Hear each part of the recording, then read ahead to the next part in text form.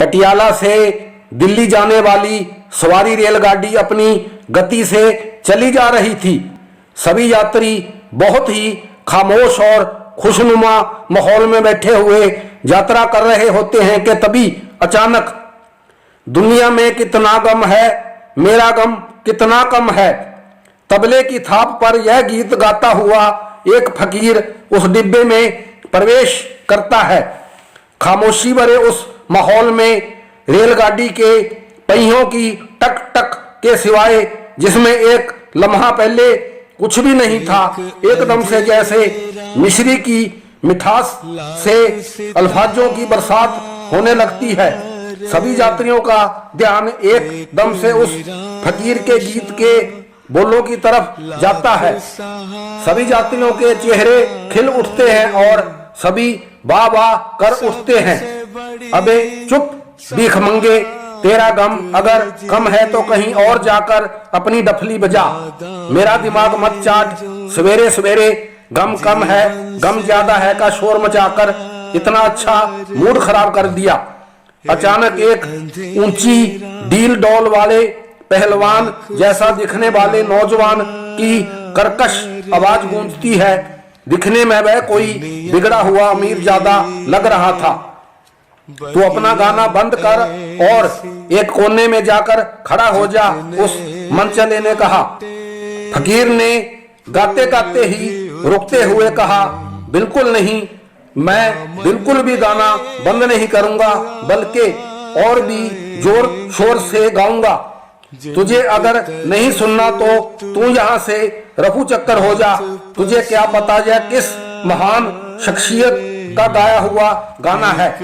फकीर ने उस आजकल के मंचले से बिल्कुल भी ना दबते हुए ऊंची आवाज में कहा और बहुत ही सुंदर लहजे में महान से भी महानतम गुलूकार मोहम्मद अजीज जी महाराज जी के द्वारा गाए गए अमृत फिल्म के उस लाजवाब गीत दुनिया में कितना गम है, मेरा गम कितना कम है गाना शुरू कर दिया।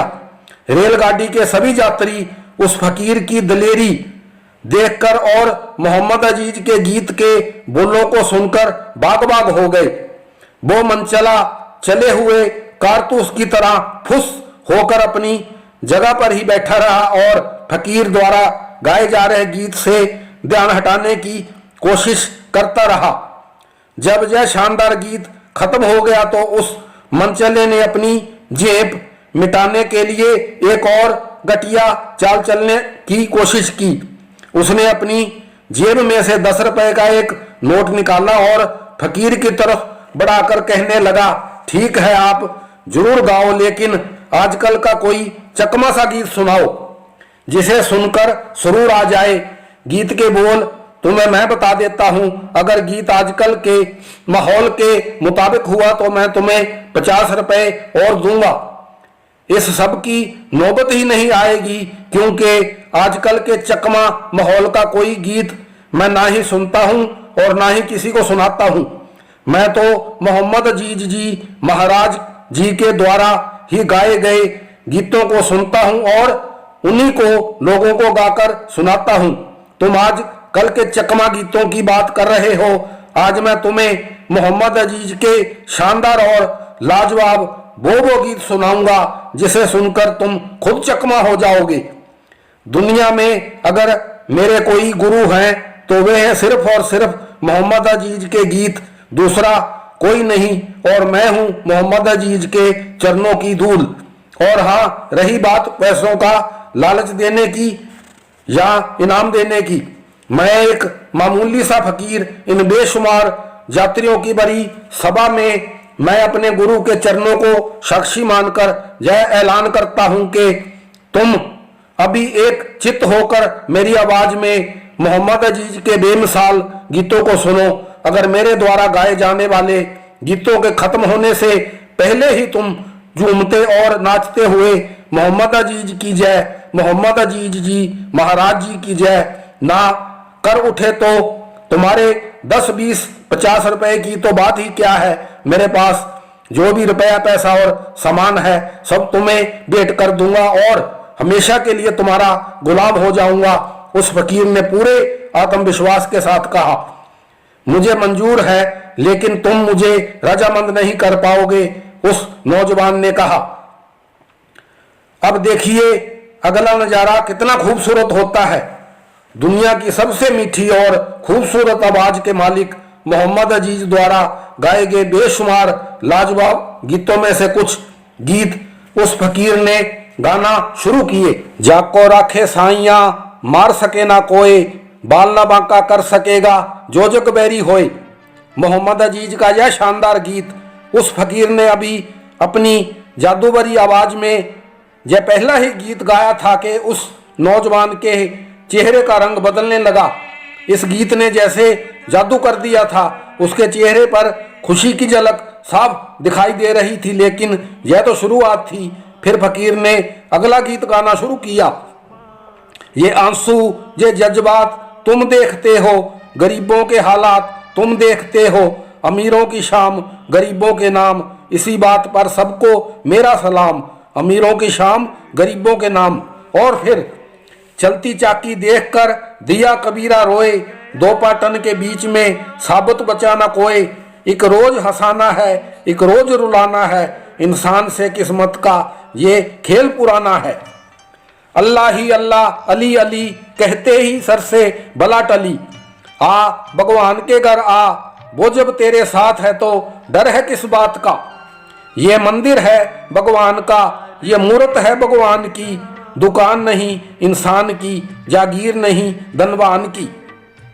पहली बार तेरे मंदिर में आया हूँ हे राम, बिनती सुन ले, बिनती सुन ले हे राम।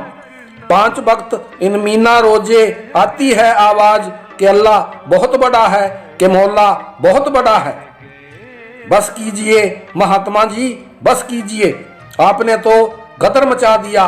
ये मैं आज तक किस नरक को भोग रहा था, आपने तो मुझे अमृत पिला दिया। क्या जादू है आपके इन गीतों में, लानत है मुझ पर। यह मैं आज तक क्या कूड़ा करकट सुन सुन कर अपने आप को बर्बाद कर रहा था। आपने तो मुझे जिंदगी जीने का असली मकसद बता दिया। शुरू में मैंने आपसे जो सलूक किया, मैं तो अपने उस अपराध के लिए माफी मांगने लायक भी नहीं हूँ। मेरी आपसे हाथ जोड़कर प्रार्थना है कि आपने आते ही जो गीत गाना शुरू किया था, मुझे वही गीत सुनाइए। मैं उस गीत को पूरी श्रद्धा के साथ सुनूंगा। अगर आपने मेरी यह बात मान ली तो मैं समझूंगा आपने मुझे माफ कर दिया। उस नवजुवक ने अपनी आंखों में आंसू भरकर कहा।